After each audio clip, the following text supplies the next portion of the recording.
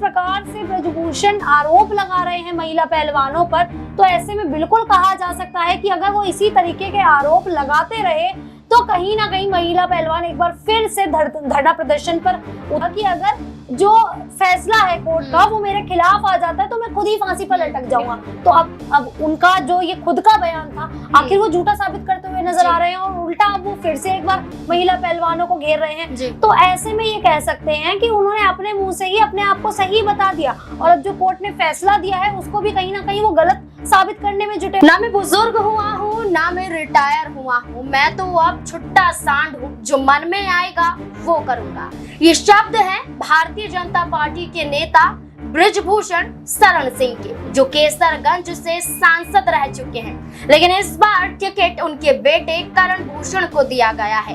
करण भूषण पहली बार लोकसभा का चुनाव केसरगंज सीट से लड़ते हुए नजर आएंगे, लेकिन क्या करण भूषण की हार का कारण खुद उनके पिता ब्रजभूषण शरण सिंह बनते हुए दिखाई दे सकते हैं? क्योंकि लगातार ब्रजभूषण शरण सिंह के बयान सामने आ रहे हैं, अपनी ही पार्टियों को घेरने का काम कर रहे हैं, अपनी ही पार्टी के खिलाफ बयानबाजी करते हुए दिखाई दे रहे हैं।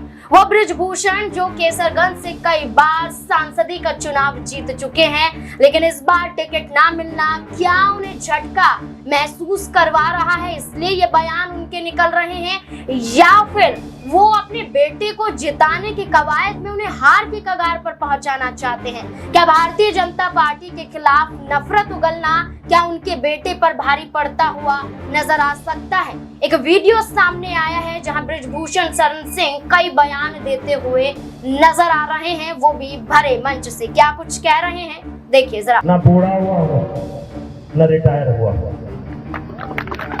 ना बूढ़ा हुआ हो ना रिटायर हुआ हो, पहले जितना आपके बीच में रहता था उससे दूना आपके बीच में रहूंगा, आपके सुख के साथ रहूंगा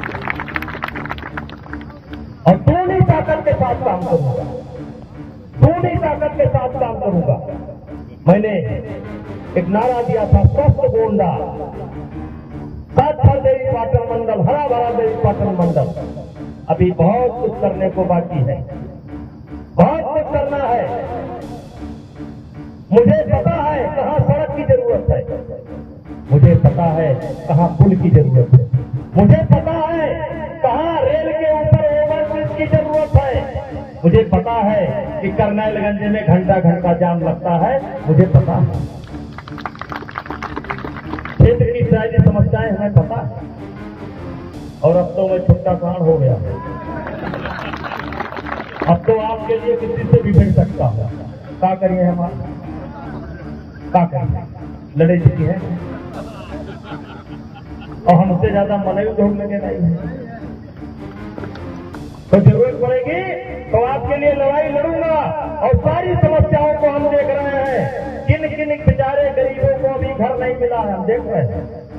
किस किस जगहों पर बिजली नहीं लगी वो भी हम देख रहे हैं। सारी दिक्कत देख रहे हैं तो हम चुप बैठने वाले नहीं है, आपको डबल ट्रांसफर मिलेगा, डबल। ब्रजभूषण शरण सिंह जिन पर यौन शोषण का आरोप लगा है, वही ब्रजभूषण शरण सिंह जो छुट्टा सांड अपने आप को बता रहे हैं, क्या अब वो महिला पहलवान खिलाड़ियों के तले दबते हुए नजर आएंगे? क्या एक बार फिर से महिलाएं उग्र होती हुई दिखाई देंगे? क्या पहलवान फिर से धरना प्रदर्शन करते हुए नजर आएंगे?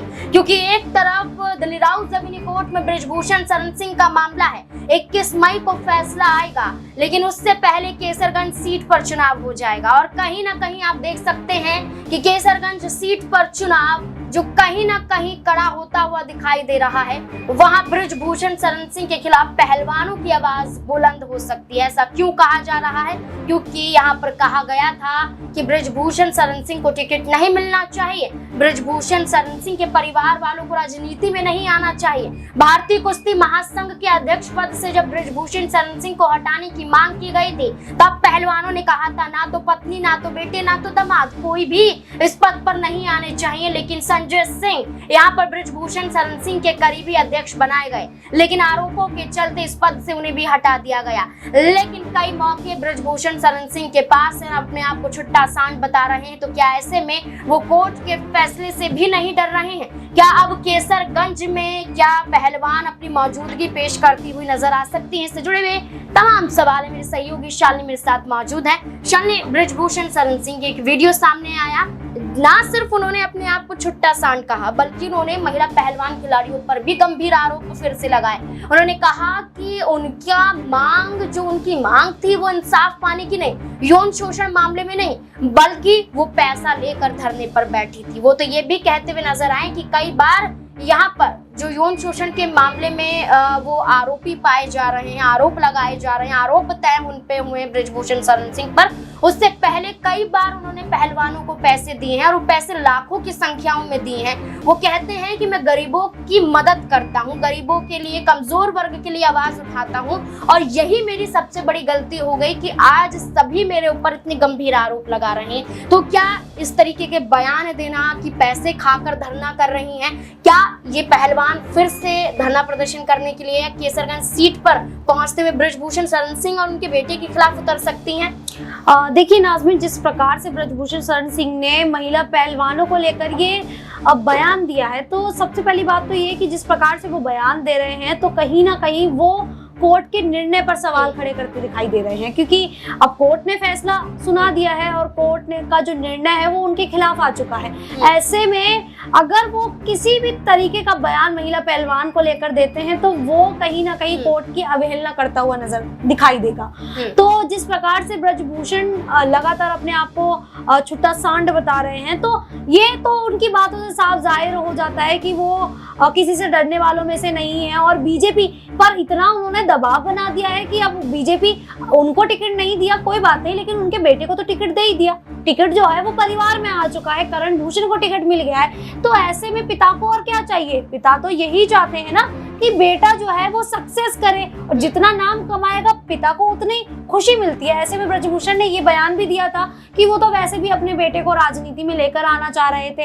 अब ऐसे में अगर बीजेपी उन्हें टिकट दे देती है तो ये एक सोने पे सुहागा वाली बात हो जाती है। तो ब्रिजभूषण के परिवार वालों को, करण भूषण को टिकट अगर मिल जाता तो इससे काफी ज्यादा खुशी हो रही है, उन्हें किसी प्रकार का कोई गम नहीं है। लेकिन जिस प्रकार से ब्रिजभूषण आरोप लगा रहे हैं महिला पहलवानों पर, तो ऐसे में बिल्कुल कहा जा सकता है कि अगर वो इसी तरीके के आरोप लगाते रहे तो कहीं ना कहीं महिला पहलवान एक बार फिर से धरना प्रदर्शन पर उतर सकती हैं और मैदान में उनके खिलाफ भारी प्रदर्शन करती हुई दिखाई भी दे सकती हैं। लेकिन अगर ब्रिजभूषण को लेकर बात की जाए तो वो अब अपनी जुबान से मुकरते हुए नजर आ रहे हैं। उन्होंने बोला था कि अगर जो फैसला है कोर्ट का वो मेरे खिलाफ आ जाता है तो मैं खुद ही फांसी पर लटक जाऊंगा। तो अब उनका जो ये खुद का बयान था, आखिर वो झूठा साबित करते हुए नजर आ रहे हैं और उल्टा अब वो फिर से एक बार महिला पहलवानों को घेर रहे हैं। तो ऐसे में ये कह सकते हैं कि उन्होंने अपने मुंह से ही अपने आप को सही बता दिया, और अब जो कोर्ट ने फैसला दिया है उसको भी कहीं ना कहीं वो गलत साबित करने में जुटे हुए हैं और महिला पहलवानों पर आरोप लगा रहे हैं। देखिए, महिला पहलवानों पर आरोप लगाना और खुद कहना कि फांसी लगा लूंगा कि आरोप तय हो जाते हैं, तो आरोप तय हुए, कई धाराओं में यहाँ पर आरोप तय होते हुए नजर आए। लेकिन 21 मई की तारीख वो तारीख है जहाँ पर फैसला आएगा कि जो आरोप तय हुए हैं उसमें क्या वाकई ब्रिजभूषण शरण सिंह को सजा मिलती है या फिर नहीं।